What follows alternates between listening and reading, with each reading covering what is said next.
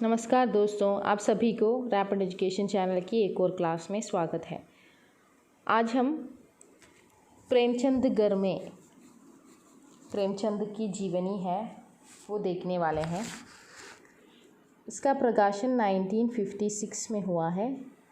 ये खुद इनकी बीवी शिवरानी देवी ने लिखा है।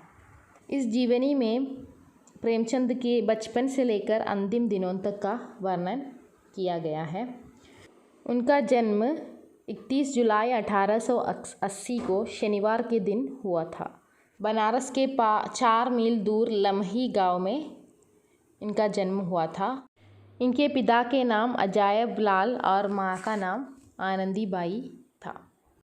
इनकी 3 बहन थी जिसमें 2 लोगों की मृत्यु हो गई थी। मुंशी धनपत राय इनका नाम था जो पिता ने रखा था, और मुंशी नवाब राय इनका दूसरा नाम था जो चाचा ने रखा था।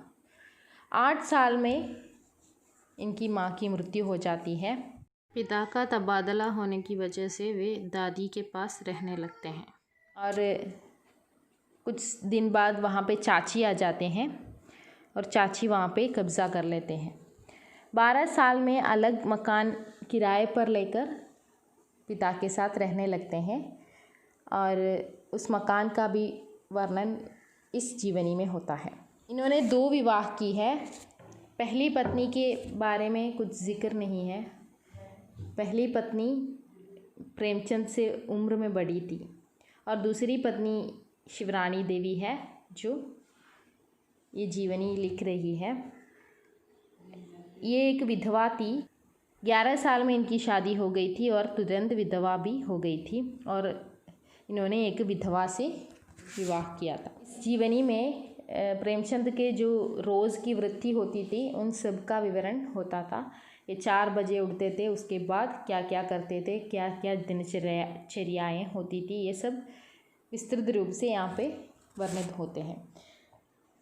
प्रेमचंद अत्यंत संवेदनशील व्यक्ति था जो हमेशा दूसरों के लिए काम करने वाला, पत्नी और परिवार से बहुत ज़्यादा प्रेम करने वाला और हमेशा लिखने वाला। लिखना वो कभी नहीं छोड़ते थे। इनका पहला उपन्यास कृष्णा है जो 1905 में एक प्रकाशित हुआ था। वो एक छोटा उपन्यास है। ये इंडियन प्रेस में छपवाया था और प्रयाग से प्रकाशित हुआ था। इनका दूसरा उपन्यास प्रेमा है जिसका नाम बदलकर विभव रख दिया था। शादी के 1 साल बाद सोजे वतन नाम का जो कहानी संग्रह है वो प्रकाशित हुआ और उसमें मुकदमा चली थी।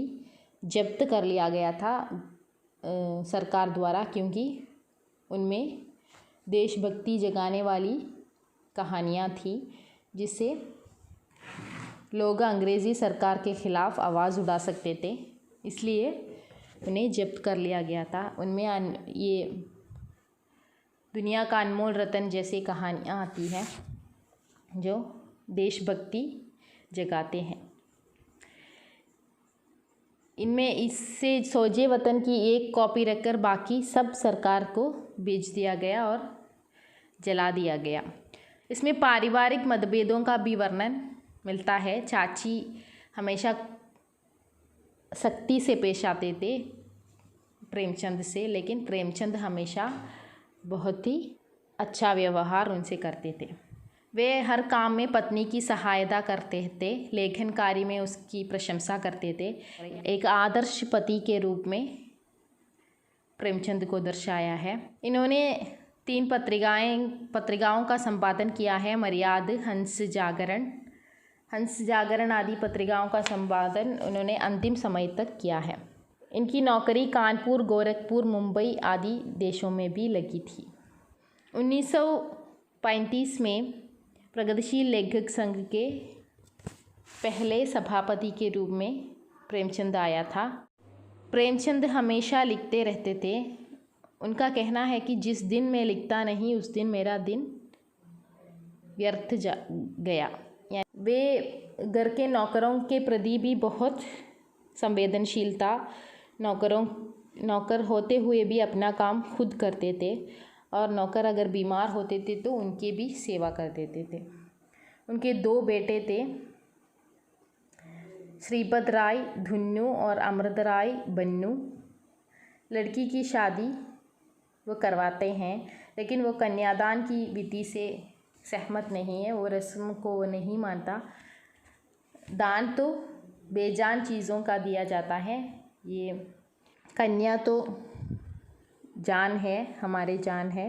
वो कन्यादान की विधि नहीं करते, वो पत्नी के साथ बैठते ज़रूर है, लेकिन हर विधि पत्नी ही करती है। वे हिंदू और मुसलमान की एकता पर बल देते थे। महात्मा गांधी का चेला खुद को मानते थे।